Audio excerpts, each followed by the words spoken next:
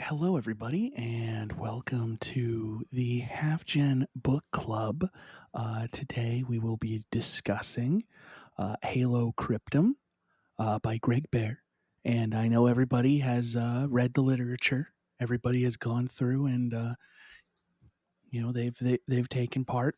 I'm Chris today, joined by Ross. Oh, hi. Oh, hi. Hello. Okay, we can talk normal now.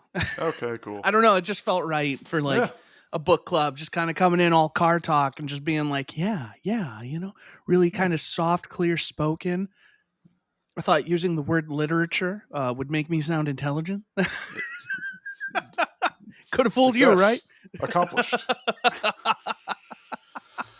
Oh, man. Hello, everybody. This is the HalfGen Book Club. After much time away, we're back, and we're happy to be here. We read Halo Cryptum for the month of July. We got a chat here to talk through it. Chat at any point if you guys have comments or you want to talk about your favorite parts, feel free to drop them in the chat. Halo Cryptum is the suddenly turned into ASMR. Halo Cryptum was the book. Ross has been telling me to read this forever, and I finally, I didn't read it. I listened to it. Nice. I did get the audiobook. Ross was about to be really confused. Wait. I got the audiobook. It was actually very good, and I'm going to continue to enjoy this book club via audiobook.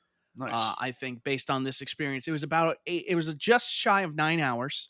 Mm-hmm. And I actually think, because I listened to it pretty much exclusively on my commute. Mm-hmm. And I have nothing better to do on my commute than listen to this book. I got behind on all my podcasts because I finished the book 2 weeks ago. Yeah. It was great. It was great. I enjoyed it. Credit to Holter Graham, who was the narrator for this one. At first, I wasn't sure how I was going to like his brand of narration, but ultimately, it was very good. I really enjoyed it. He kind of took on he had a persona for every character. Everyone had a unique voice.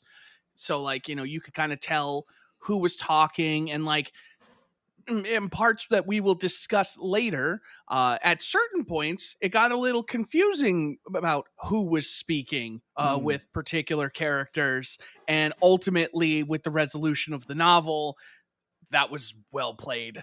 Well played, Mr. Graham. Because there were definitely points where I'm like, wait, is this character or is it? I don't know. And it gets a little nuts. Yeah, it gets a little nuts. Anonymous in chat, I will say I love how it is about the Forerunners. Yes. I at first I thought it was a little weird. Me too. But it did, when it starts building towards that, I really liked seeing kind of inside the Forerunner world.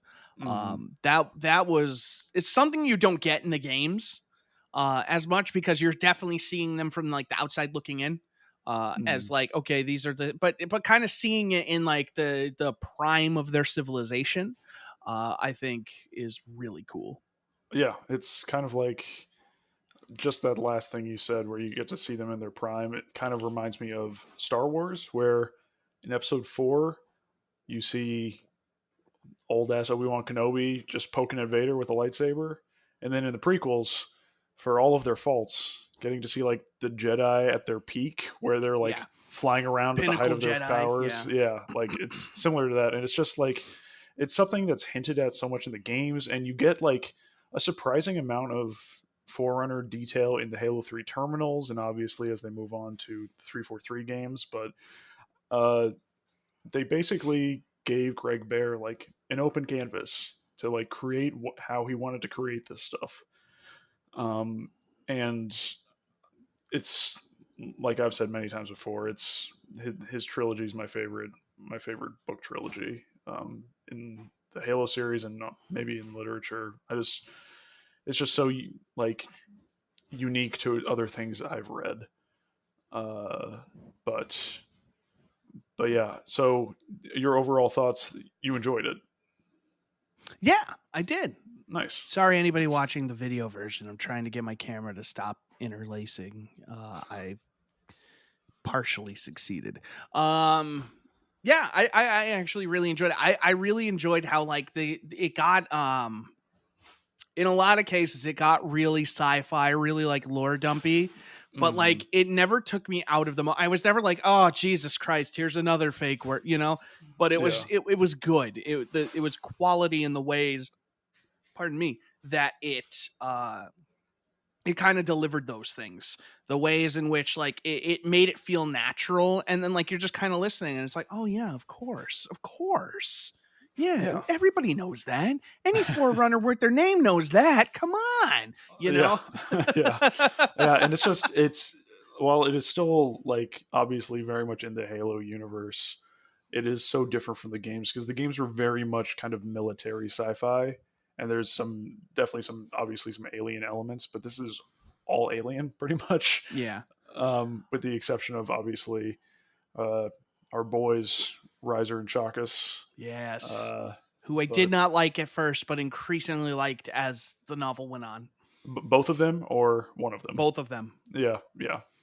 I think I know some things about what happens in this trilogy, and I feel like they're not done. And I feel like I know which one of them becomes something. Yeah. I feel like I know, and you kind of know what I'm getting at, so you can just nod if I'm right. Oh, you can nod if I'm right. Yeah, but I know exactly what you're talking about. Am I? You're not nodding, so am I wrong? Oh, I don't want to spoil anything. No, but I want you to tell me because I'm already expecting it. I just want to know. Otherwise, I'm going to be very surprised, and like that'll be fine too. But I'm pretty sure. I'm nodding because I think I've said it to you like 5 or 6 times over the past 3 or 4 years about something about a specific character from this book and its relevance in the games. Okay, so it definitely is that character. Yeah.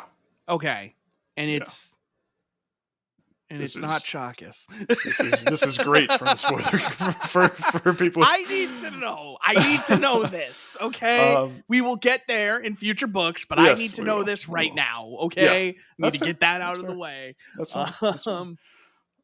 Anonymous coming in again. Loved learning how taboo it is to take off your armor as a Forerunner, which like that was a thing that I did. Like the first time we see the Didact in Halo 4, he doesn't have armor on, and so I didn't think anything of it.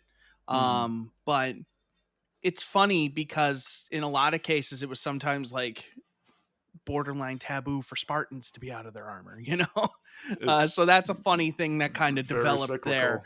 Yep. With good reason if you play Halo 4. Yeah. And then you have again similarities. You have the Forerunners have Ancilla that go in their armors, which are like AI. Little blue lights, in the back of their mind. Crazy how that works. Yeah. I really liked getting into the kind of caste system of the Forerunners. Yes. Like the builders and stuff like that. Like learning that because usually in these caste systems, the military is either the highest or the highest after like the bureaucrats. Right.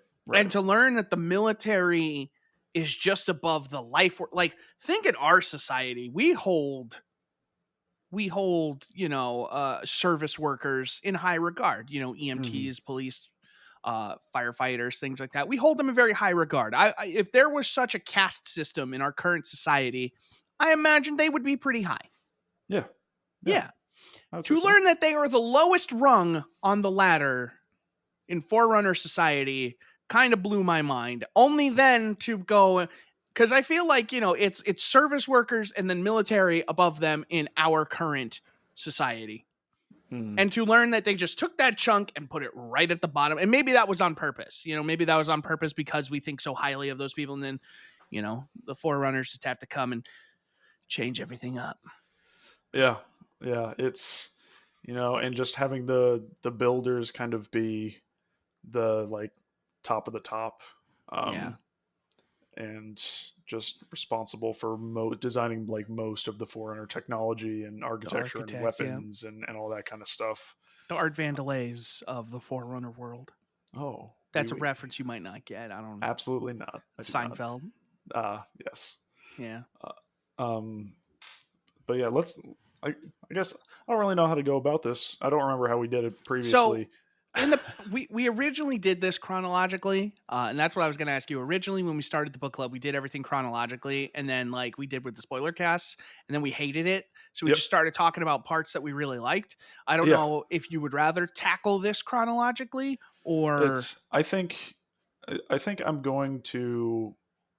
I think I want to take the same approach as we did with the spoiler cast, and maybe hit like characters, which will kind of organically present favorite story moments, and going into this assuming that, again, this is something else we kind of talked about when we made the kind of format change with the spoiler cast, is that if you're listening to this, we assume you already know the story because you read it along with us. So there's no point in us going chronologically and summarizing everything. So let's just talk about what fair we enough. Talk about. I do want to talk about, though, not to, I'm going to go chronologically for this because I just like the journey of this book.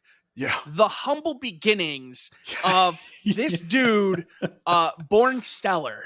Born Stellar, yeah. I had the hardest time remembering his name, it was only towards the end of the book that I nailed it down. And then you get screwed. Yeah, and then we'll get to that. Yeah, we'll get to that. Hold on, I'm making sure this is. I took some notes, and it's funny because I took voice notes while I was in my car, and that's how one particular character became Mexican bias.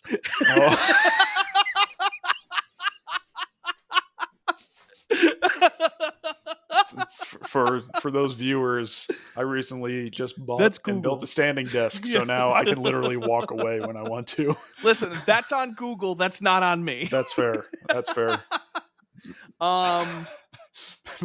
Friggin' Mexican makes eternal Mexican lasting. bias. Yep, Mexican bias. Yep. He's just like, I don't want to do it. I'm just nope, don't do it. He just comes down in a sombrero. That's all I'm gonna go with. There it is. So hit me up with some of these notes, because again, this is like I don't have notes for this part, but I'm going from memory for this part. Just like how this guy starts, how he starts off, and he's just like, he's in this like elite builder family, and he's just like, fuck it, I'm gonna go explore and shit and get into trouble. And his family is so fed up with him that they kick him down a caste and send him to live with someone else. They're like, okay, we are great and powerful enough. You fucking deal with this kid now. And this other family's like, oh, yes, thank you. Thank you. Oh, my God. Great builders. Yes, thank you. Thank you. And then they're just like, oh, great. Yeah. Hi. Born Stellar. Yeah, great. We're so happy you could be here on this fourth planet in this solar system. And it happens to be red. And there's another planet nearby, Erday Tyrene. Yeah. You proud of me? From memory. Yeah. I'm pulling that. It's good stuff. Oh, blue planet covered in ocean. Humans live on it. What? Almost like it's Earth? Oh. Humans way back now, though. That doesn't make any sense. But these aren't the humans that the Forerunners had a great war with.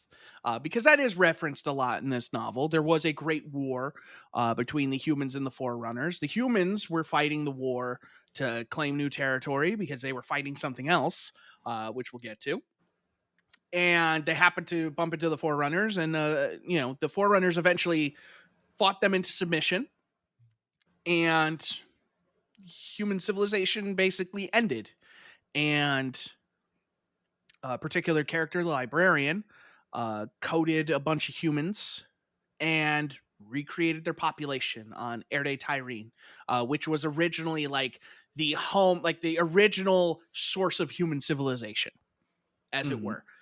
So how fitting to build them back there. So Bornsteller hijacks this ship and decides, let's go down to this planet and see if we can find some precursor relics. Because you can't have a great lost civilization without having a greater loster civilization. It's one of my favorite tropes in sci-fi. It happens in everything. I still love it. It's that mystery. Yeah, I know. It could be like, just imagine this, Ross. Like, not to go off on a tangent, but just to show you how extreme this can go. Star Trek explained their effects for TV, because you know how everything in Star Trek looks humanoid? Yeah. They explained it by saying that a precursor civilization created all of those species from the same, like, original, like, idea, and they're all just like forks of like an original being. I love it. So like that's why Romulans and all these people and Klingons and humans are all bipedal, like, you know, mammal creatures. I like that. They're all kind of the same. Yeah, they all came from like the same seed, as it were. So that was like that's just taking that trope in a wild direction to explain why you can't have things that look crazy when you have to use real effects. The book doesn't have that problem, and your imagination is your only I always imagine, and I don't know why, I don't know if you have a different vision, even though I know like what the Didact looks like from Halo 4. I always imagine the Forerunners looking like the Protoss. I basically imagine Bornsteller as like a zealot or like a High Templar just walking around and just be like, oh, yes, for ire. It's just my life for ire. Yep. It's just how they are to me. In my mind, they are the Protoss. That's enough other sci-fi. But I just had to get that out of the way. That's fair. So he hijacks the ship and he goes down to the planet and he starts talking to these humans and he's like, hey, I want to check this place for like precursor relics. And the humans like have like this, you know, the humans have developed over like thousands of years, but apparently these humans live for hundreds and hundreds of years. Like this guy Riser has family that lived, you know, that have controlled this territory for 1,000 years. Is like, yeah, my grandfather controlled it until about 200 years ago or something. And his grandfather was like 1,000 years old. And it's just like, the fuck? Where did we go wrong? And like, you know, the whole like going across the water and having to have the songs to calm the beasts and stuff was like a cool thing. And that's why at first I wasn't really sure what to think. I'm like, okay, this is a really weird way to start this book. Oh yeah. Pardon me. And then like having to ditch his armor and stuff. But then like, you know, kind of the time he spends with these humans, they quickly kind of become these endearing characters. Even though he kind of looks down on them a lot, he starts to kind of form this respect for them. And, you know, eventually when they find what they think is like a precursor relic that's been killing humans for centuries, but humans have been slowly like charting a path. And he's just like, wait a minute, I'm a Forerunner. And he just like walks through it. And like, I like that moment when he's just like, wait a minute, what am I doing? I'm a Forerunner. And he just walks and it ends up being a Cryptum. And this whole, you know, that's where the story really starts to unfold. He finds the Didact. He, against his better judgment, awakens the Didact, only to find out, basically, that his whole path up to this point and the path of Riser and Chakas have been kind of like foretold. Yeah, predetermined. Thank you. By the librarian, who is also on Earth, weirdly enough. In some base somewhere, and she like put a little brain code into them, and they sing these songs. Yes, and they sing these songs that like cause the machinery to react and stuff, and they don't realize they're doing it. And they're like, we didn't sing any songs, and just like how he awakens the Didact, and when he wakes up, the first thing he does, he looks him in the eye, he says, I curse you. Yep. Classic Didact. And then like that was the first note I took though, when he's looking, because like he doesn't know what to do, he's not sure, and then he reads the inscription, you are what you dare. And I was just like, Yeah, all right. I'm in. Open that shit up. Let's go. What are you waiting for? You are what you dare. And that is like the easiest description of this novel. You are what you dare. Like that. Congratulations. That's Halo Cryptum. You are what you dare.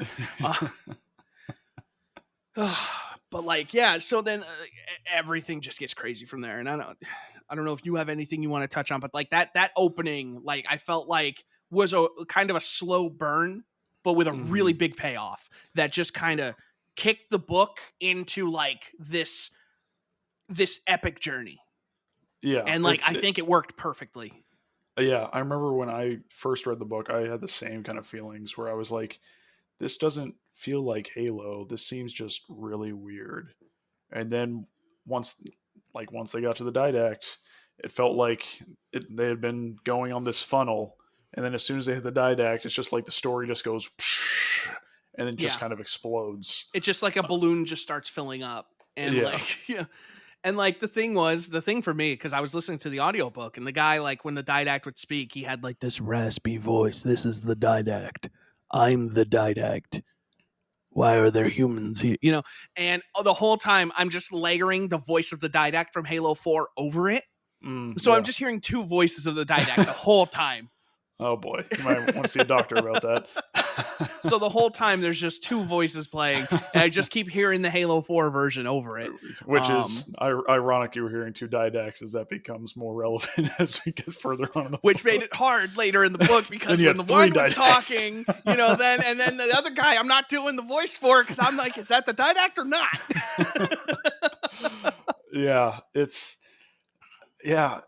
Man, it's just, we get to learn like way more about the precursors than we had in any of the games as well.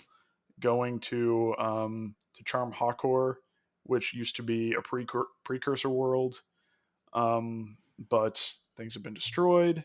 Things have been it looked like something had been imprisoned but released, which was absolutely. I took a note here.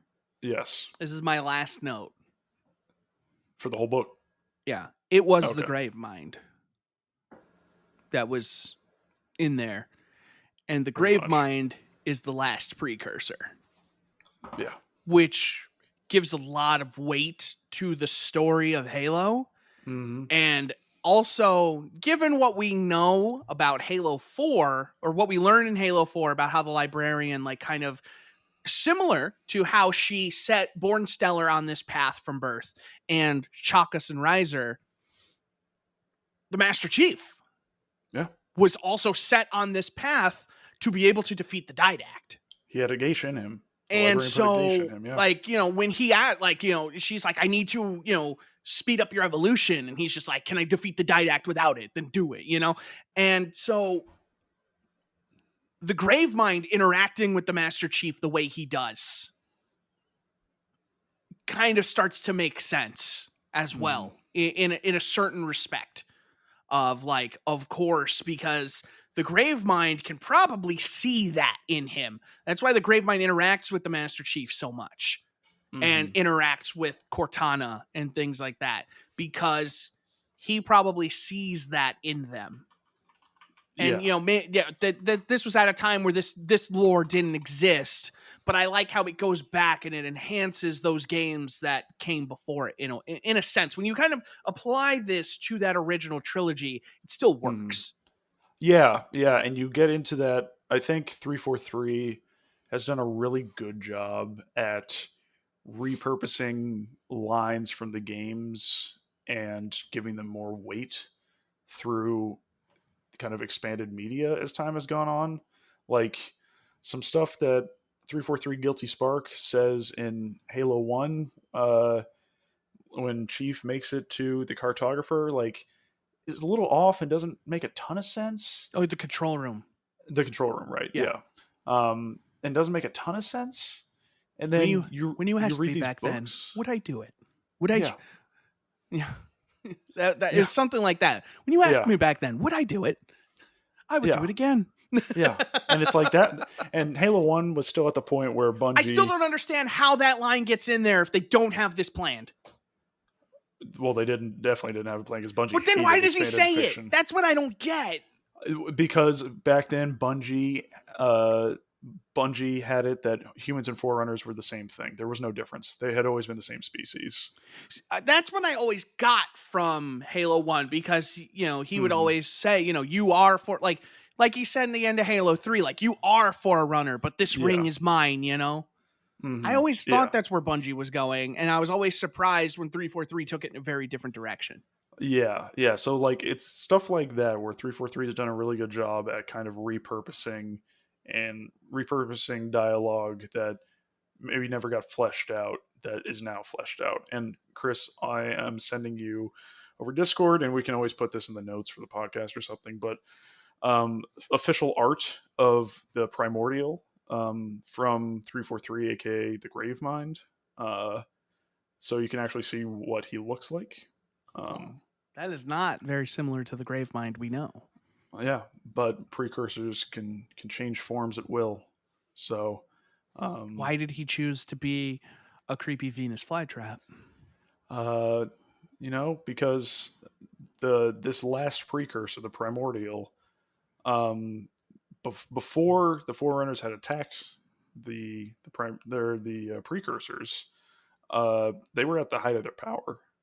So this is what, at least I believe, kind of this is the tail end of the height of their civilization, and ever since then they've been trying to get back to that place. So they've been trying to get to that advanced point, but it's just taken a long time, and they just kind of look like spaghetti. But yes, um, I'm just trying to be very careful because the whole trilogy runs together. So I'm trying to not say things that come later. Oh, fair So enough. so yeah, keep going. I'm way more interested in what the stuff that you found interesting and Okay, stuff. so I'm Yeah. going to run down my notes. Yes, There's please not a do. lot here. I really liked at the end of chapter 9 when he's, you know, when the didact is like, okay, we're gonna get out of here, and they're not gonna notice because they Mm-hmm. still haven't, like, they think he's there, but they're still not 100% sure. And when he says at the end of that chapter, if I'd known what would come next, I might have killed myself right there. Yeah. Like that was pretty powerful. You know, that was just like, what the fuck is going to happen in this? And then like as the book is going, I'm like, I don't understand yet.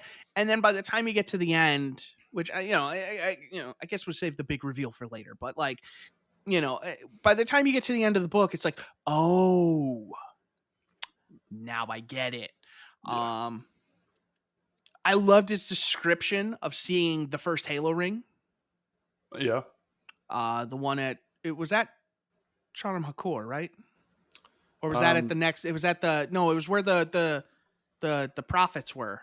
Yeah, the Prophet Homeworld, Genderquam. Genderquam, yeah. Yeah. So when like the ring is lighting and stuff, and he's just like describing it.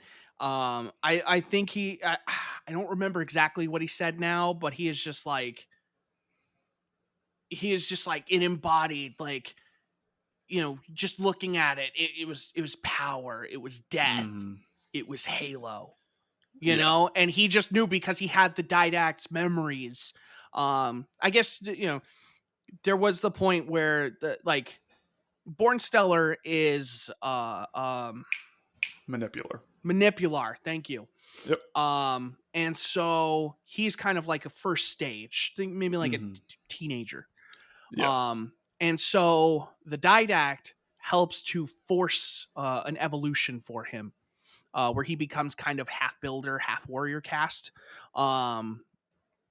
And we learn like the didact had that happen to him and stuff like that. So normally, like, Forerunners apparently go through multiple evolutions through their life, which I didn't know.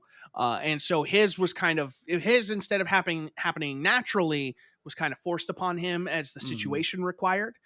So he, by inheriting the didact's presence, he inherited his memories, and he basically, like, as situations would arise where he needed to know things that the didact knew, they would present themselves to him. And so, like, when he saw Halo, he just knew what Halo was, and he was just like, oh my god, this is awful. I really like the moment when he got his original Ancilla back. because I was waiting for that. I knew that was going to happen at some point, and he was really pissed, and I loved it.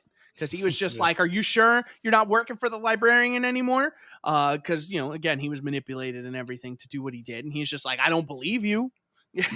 Yeah. The description of how the flood began, like the whole thing about how they found this parasite that like they started like kind of mixing with what was essentially dogs for Forerunners, and they're like, oh wow, this makes these dogs like really docile and really nice, and they start selling all these dogs, and then the dogs start getting really weird, and then people start getting really weird, and then entire colonies are infected and weird. And just kind of how this started from this like innocent little thing that like wasn't alive, this particle that like should have been alive but wasn't or something, and then like slowly or very rapidly was just like a civilization dooming event.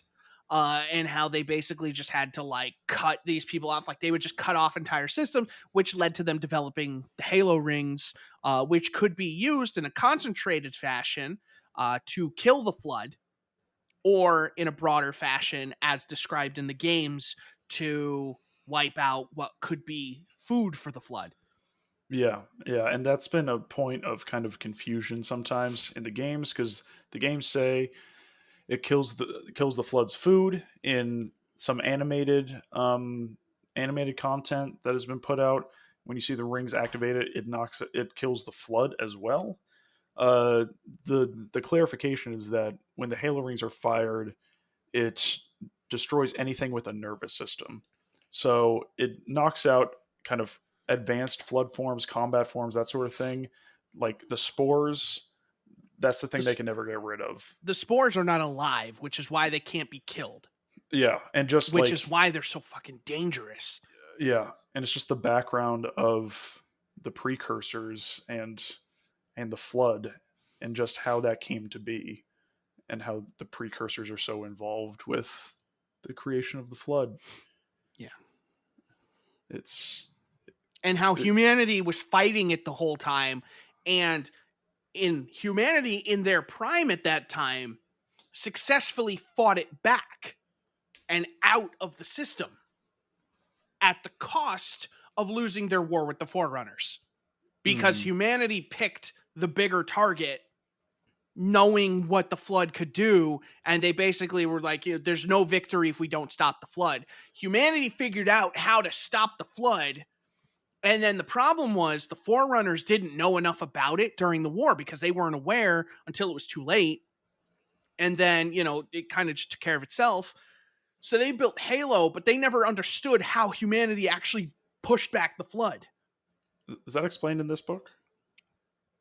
I can't remember. I don't think so. I think they said that humanity pushed back the Flood, but I don't remember if they specifically said how they did it.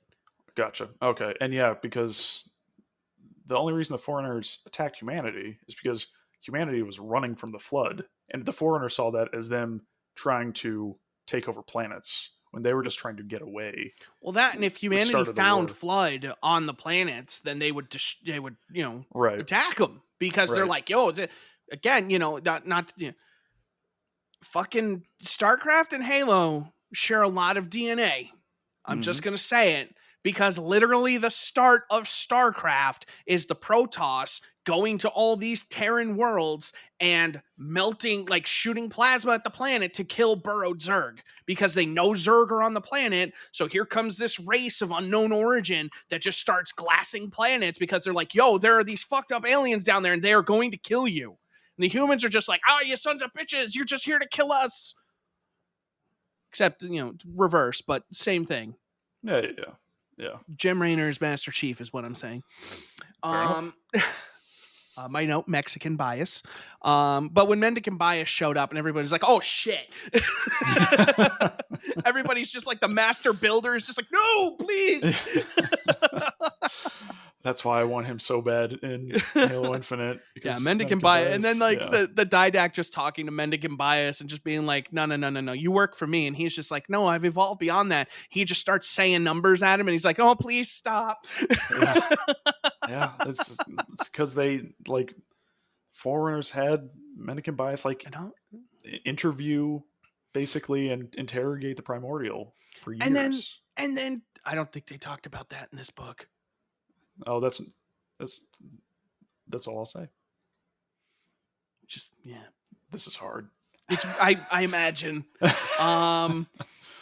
And I really liked how, like, you know, when you realize, like, oh, he has control of 7 halos, and it's just like, oh shit. Yeah, Mencken Like, what bias the is fuck? all powerful. I also really like how they explained how there was no life on the Halo ring we found in the first game because the Master Builder had been testing the flood on it. Yeah. And so there was no life left on like he had basically killed all the life. So basically every single Halo ring, as part of the agreement because nobody wanted the Didact spent thousands of years telling them don't build the Halo rings. He wanted shield worlds instead. Yeah, which he eventually built some, but yeah, he wanted to do the shield worlds, and the Master Builder was like, no, I want to build these rings, and they're going to just fucking kill them. Yep. And as a compromise, they made a deal with the Librarian where the Librarian would be able to make them sanctuaries for life forms that would protect them from the flood, effectively. And then the Master Builder took that one and decided, put some flood on it. Yeah. Yeah. I thought that was cool, and I think that's...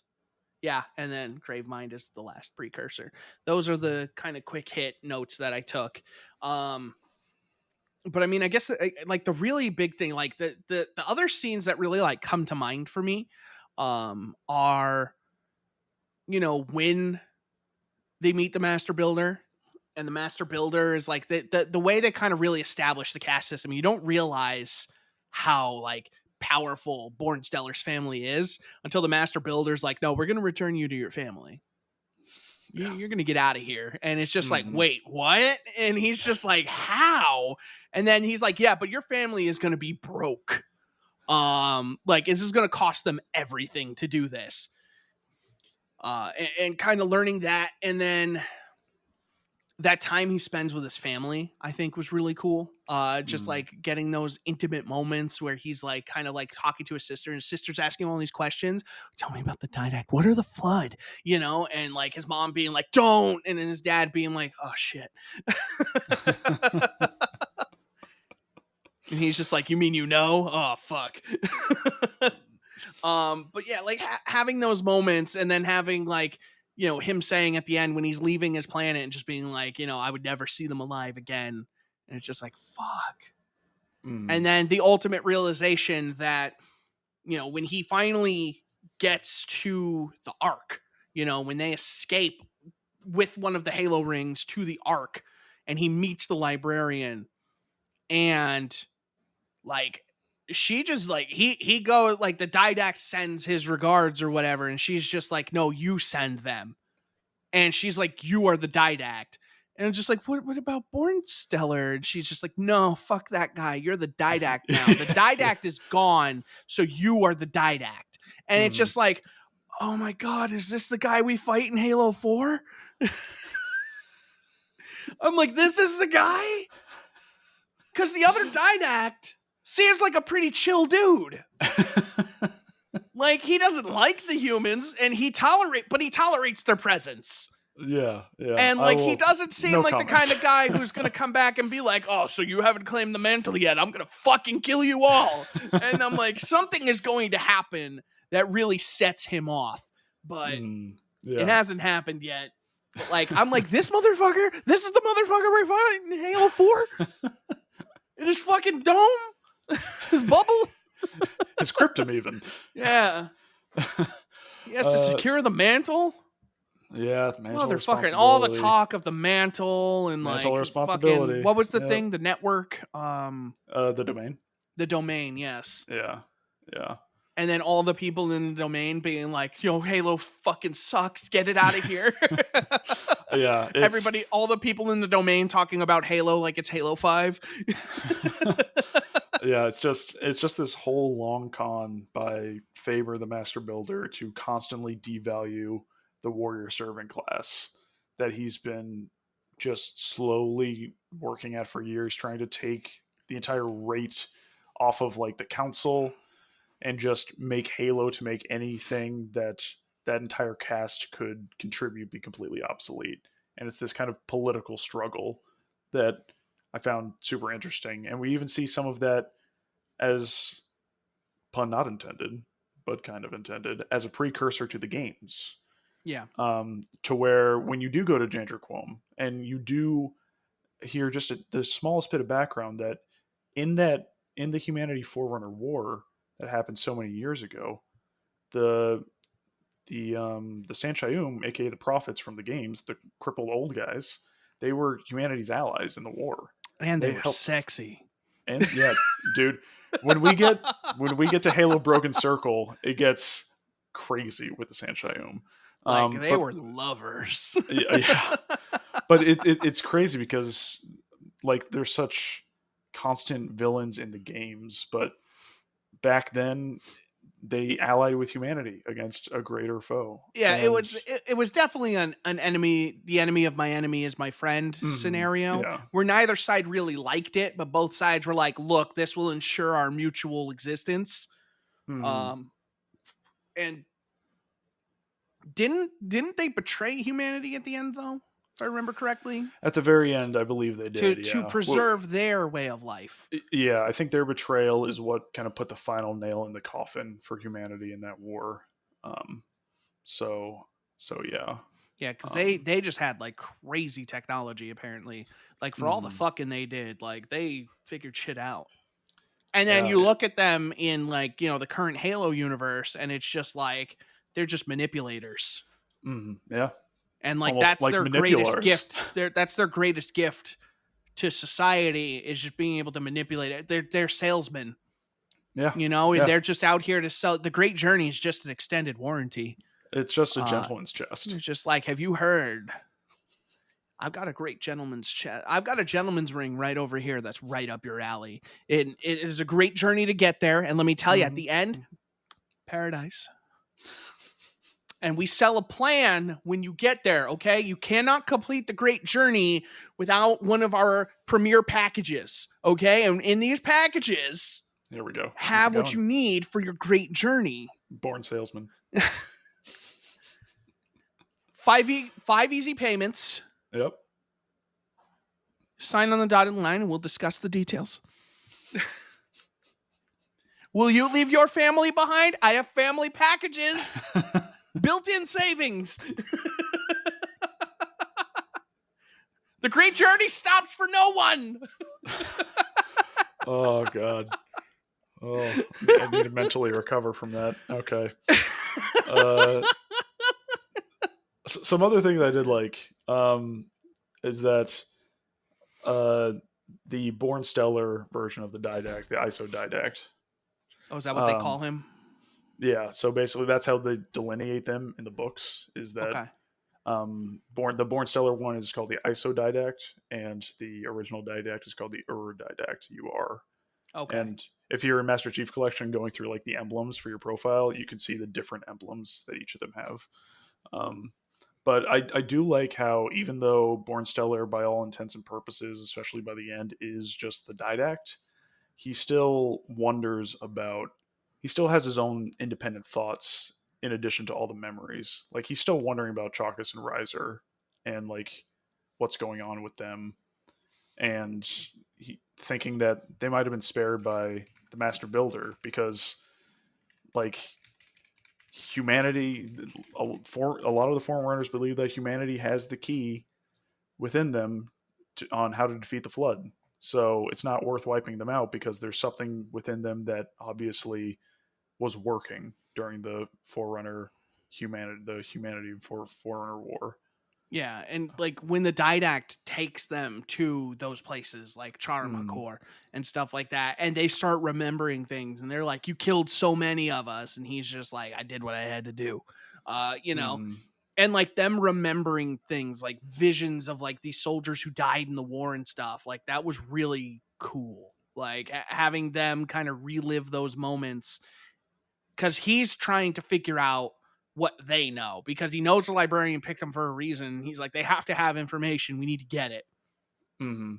Yeah, and just kind of the end of the book when the Didact just remembers what the final precursor, um, when the final precursor revealed that he was the final precursor, and that the Forerunners had been created by the precursors before they were ruthlessly killed by the Forerunners to borderline extinction. And I love that the that precursor just finally said that their answer is at hand for the Forerunners. And it just like, it's a great kind of just bang of a statement and a great kind of lead into Halo Primordium. The answer is definitely going to be the Flood. That is the answer. You may be surprised. Will I? Things are not what they may seem. Will I? Will I? Will I? Will I? but that's kind of this book is a lot of setup. Yeah. But it's unlike a lot of kind of first books in series. I feel like there's a lot of meat to chew on in this setup, where it doesn't just feel like a book full of exposition. Things happen to get brand new characters that by the end of the book I cared about a lot. Yeah. And I found their journeys all very interesting and left me hungry, wanting to know what came next. I found it like really like, I think some of the best parts of the book are the parts that, you know, really do like don't have anything to do with Halo, but really like do expand that, you know, Forerunner society. Like when he's talking about the new God, what do they call like their governor people? What are they called? I don't remember some of the finer details. It's not like the Ecumene Council. Well, I guess a counselor would be what they were called. I guess so, yeah. Like, and talking about the guy and talking about how awkward it is when he smiled. And I just imagine like I just imagine like a zealot with like a really snide smile, and he's just like, oh God, tips fedora. God, I wish everyone in this book had a fedora. Imagine the precursor with a fedora edition. Yes. Every time someone greets somebody in the book, you tip your fedora. It comes with a foldable fedora. There needs to be a fedora button in Halo Infinite. I need to make a fedora button. I need to make a button that I press it. It just says tips fedora. That sounds amazing. When you get a tip on Twitch, that's what it does. Tips fedora. But yeah, like so stuff like that, like the counselors and like kind of hearing him be like, how can these like first, you know, how can these first evolution guys just like be counselors? It's like, how many more do you have? And he's like, none. And it's just like, what? None? What did you say?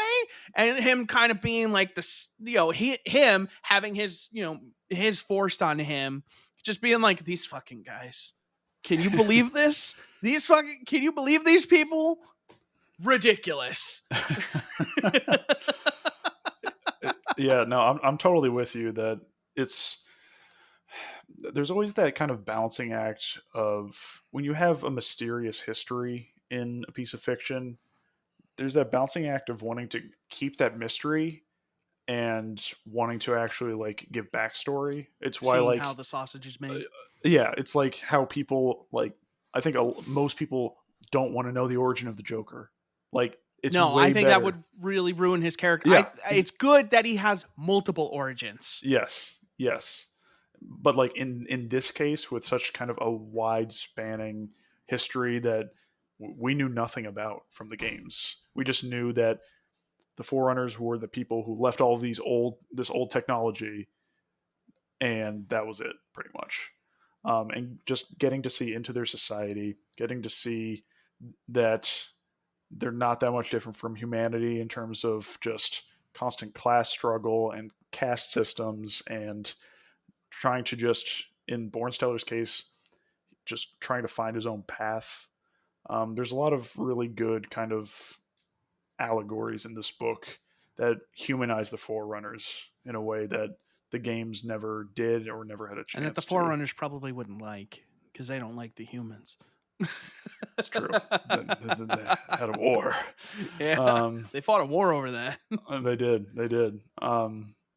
So yeah, I think Greg Bear just did a phenomenal job in coming in and just creating all this kind of carte blanche. He was writing all this stuff at the same time Halo 4 was being developed.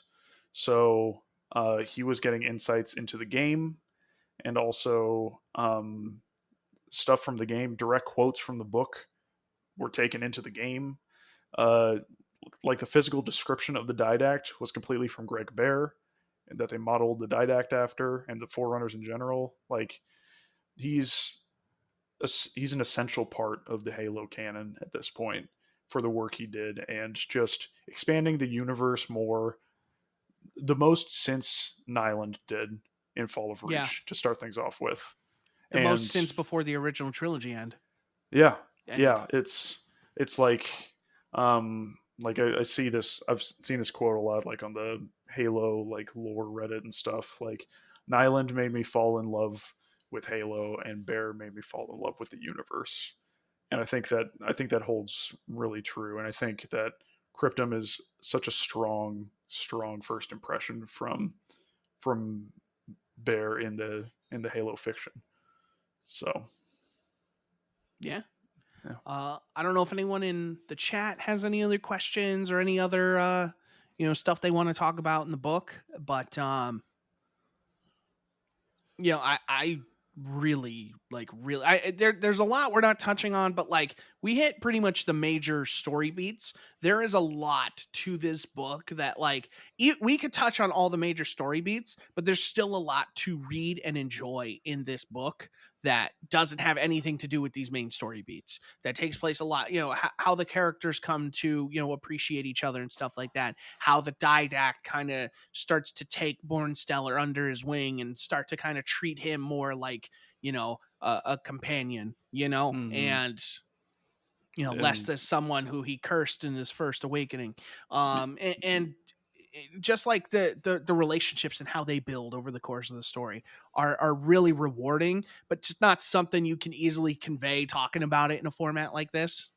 yeah, and like the relationships between, like, even the complicated relationships like we've talked about throughout this book club podcast, how the Foreigners and humanity obviously don't get along.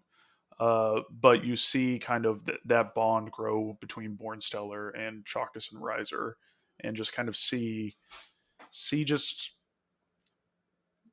the relationship, how well done the relationships are. And even when you see when the librarian talks to Bornstellar, and I was like, no, you are the Didact. Like, I think the way Bear writes the librarian, like, from her first mention in her first dialogue, like, I felt comforted. Yeah. Like, she comes off with that air of, like, that maternal air where she feels like she's protecting you. The narrator for the book had a really good voice for us. Like, you They, are the Didact. Just a mm-hmm. very calm, very like, you are the Didact. He is gone. You are what remains of him. You are his memories, his existence. And I was just like, oh, this is nice. Yeah, right. Um, so yeah, there are a lot of little moments that if you didn't read the book and you're listening, uh, even if you now know what happens, I so highly recommend actually reading the book, because there's a lot of small moments that are really kind of fulfilling Yeah. throughout the course of the entire book. And probably for Primordium, which is our next book, and Silentium, the end of this trilogy, there's going to be a lot more to talk about building off of what happened in this book, and a lot of implications for kind of the future as things move on. So um, the reason why we moved to the Bear trilogy, the Forerunner trilogy, rather than continuing in our release order, which would have been Contact Harvest, is because that this series has relevance to Halo Infinite. In some, how much time will tell, but this is kind of the Forerunner trilogy is essential reading for 343 Halo games at this point, because they do lean on the extended universe so much in the game, sometimes to a fault. But if you're planning on playing Infinite and you've ever had any interest in the story of the games, read along with us. We'd love to have you along for the ride. Yeah, or listen along, because Or listen, yeah. Audiobooks are good. Audiobooks are very good. Yeah. Like, even if, again, knowing what you know, like this was an audiobook that was good enough that I will listen to this again. You know? And like, and for those who aren't aware or can't tell by the new background, I finally moved into my new house. So instead of the 15-minute commute I had to work before, it's now about an hour. So now I have a lot more audiobook time. So I'm going to read. So sorry for you. I actually like the quiet time in the morning, to be honest. You're going to be on later. You didn't think about that. No. I won't be. Because I still leave work at 3. Oh, okay. No, yeah, you're good. Yeah. But so yeah, I think while I reread this one and kind of with the move and kind of how busy it was, I did skim parts of it. I think I'm going to, starting with Primordium, the next book, I think I'm going to do the audiobook thing because I can probably knock it out in like 4 days with my commutes back and forth. So I think that's the route I'm going to take. It's real good. Like I would suggest listening to this one too. Yeah. Because you could probably listen to this one, then Primordium, and still be done before the time limit. Yeah. But yeah, guys. So based on when this is going up, you got about a week. We're not starting the next book until August, so you'll have that full extended period. This podcast is probably going to go up on Monday. We record it live on Sundays when the book club meets, the last Sunday of every month. So starting from Sunday the 1st until Sunday the 29th, that is your deadline. August 29th is your deadline for Primordium. Is what you said? For Primordium. The second in the Greg Bear trilogy. The way I see it right now, we're obviously going to have this trilogy done by September, which leaves us October and November to figure out what the other two most Infinite relevant books will be, and we'll probably just tackle those at that time.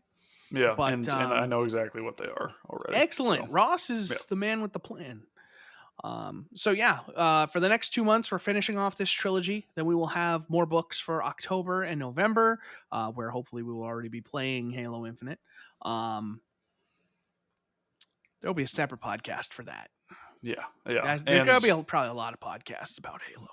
In case you are new here, every other podcast that Chris and I record by ourselves is basically a Halo podcast. We are very big fans of Halo. I would never say we are the biggest fans. No. Because there are people who make a living off of being fans of Halo. And I like Halo a lot, but like not that much. Yeah. So yeah, like Chris said, Primordium for August, Silentium for September, and then there's another trilogy that if 343 does what we think they will do and release Infinite in November, it will be a squeeze. But luckily, the first book of that second trilogy is a novella, which means it's a lot shorter. So we might be able to fit. That's a twofer in October, I think. Yeah. In October, yeah. So, and then we'll round off that second trilogy in before November 15th. Before 2021, when Halo Infinite is going to release. Yeah. Mark your calendars. And Phil Spencer's not stupid. He's not a stupid man. He knows. It's true. So yeah, if you want to go ahead and if you have any Audible credits or are just looking to kind of map out the book club for yourself. We were fucking sponsored by Audible right now. Yeah, honestly, imagine. I do the monthly subscription to Audible for $15 a month. I do it now too, where you just get a free book every month, which is great. I tried to claim this as my free book and I couldn't figure out how. Huh? That's weird. Huh. But yeah, so the rest of the Greg Bear trilogy, and then the other books, which will be the second trilogy leading up to the release of Infinite, is Halo Smoke and Shadow by Kelly Gay, which originally released in one of the anthologies that Halo's put out. But Halo Smoke and Shadow, and the second book in the series is Halo Renegades, but also by Kelly Gay. And the final book, which actually just came out, I think it was just a couple months ago, is Halo Point of Light. And these have pretty significant modern day impact to the Halo lore. These take place after a kind of during and after Halo 5. So while the Forerunner trilogy gives us a lot of important background that will probably be relevant in some way, shape, or form to Infinite, the Kelly Gay trilogy is basically almost like a lead in into Infinite with how much key plot happens there. So those are your Audible books, or your Kindle books, physical books, however you love to read your media. But yeah, I think that's pretty much it. I think they gave me Halo Cryptum for free because I can buy Primordium. Yeah, and I just bought it with a credit. There you go. Nice. I guess they gave me a free book for signing up. Maybe they might, because I was trying to figure out, and so I guess they gave me Cryptum. Yeah, because it's in my library. Oh yeah, then it must have been that. So yeah, if any of you listen to 9 hours. Yeah, if any of you listen to any podcasts or watch any YouTube channels, you probably follow someone who's sponsored by Audible. So take advantage of any of those sponsorships to just get a free book right off the bat. It's worth it, and you get to keep it even if you cancel the membership. So yeah, I've been using. Oh shit! What? This is the book that's narrated by the guy. Oh yeah, by Timothy D'Abato. Oh yeah, yep. This is the one. Yep. In case those of you are we talking about that? People can IMDb him. In case people don't know, Timothy D'Abato is the voice actor for 343 Guilty Spark in the games. This book is narrated by 343 Guilty Spark. This is exactly why I wanted to do the audiobooks. Yep, and he also narrates at least one of the books in the second trilogy we're reading too. Ooh. So he's a good voice actor. He is a very good voice actor. So yeah, get hyped. Again, we're keeping it Halo through Infinite, and then we will go back to kind of trying some other books and other franchises. Like there's a Quantum Break book. There are Assassin's Creed books that are actually I've heard of. You know what we should do? We should just maybe do this on our own time. Yeah. We should just record something for that BioShock book. Pull up the summary, and it'll all come back to us. It was a good book. It was a good book. It justified with any video game related book. My thought is that it needs to justify its existence, and the BioShock book definitely did that. Yeah, I think some of the pacing of that book struggled a bit, but yes, it was a good book. Yeah. It did not. I did not have those issues with Cryptum. Yeah. So also, I listened to Cryptum, so maybe that doesn't help. But I don't know. Who knows? But yeah, if any of you have any video game related books, and they don't just have to be kind of in universe stories. Like there's a book about John Romero and John Carmack and like the background of the creation of Doom and Wolfenstein. Isn't that Masters of Doom or something? It's a really good book. I haven't read it in a long time, but I remember thinking it was phenomenal. Like, I know you had put that on the list at one point. Yeah, maybe that'll be the first one we read after. Yeah, Halo. It'd be a nice way to break it up. Yeah. So yeah, if any of you have any recommendations or any suggestions, by all means, feed them to us. We'll add them to the list. I know that I personally really enjoy the book club. It's just something different for us, a way to kind of break things up, and it keeps us cultured. Pinky up. Pinky's out. When in doubt. Yeah, if Pinky's out. if this didn't already have a title, that would probably be the title of this podcast. I thought it was Mexican bias. No, please no. But yeah, I think that's shit. it for us for this one. Thanks for reading along and joining us in chat. Yeah, thanks for being here, everybody. Remember, the beginning of August, start Primordium, and we will catch you on the 29th to talk book again. We'll catch you then. Bye-bye. See ya.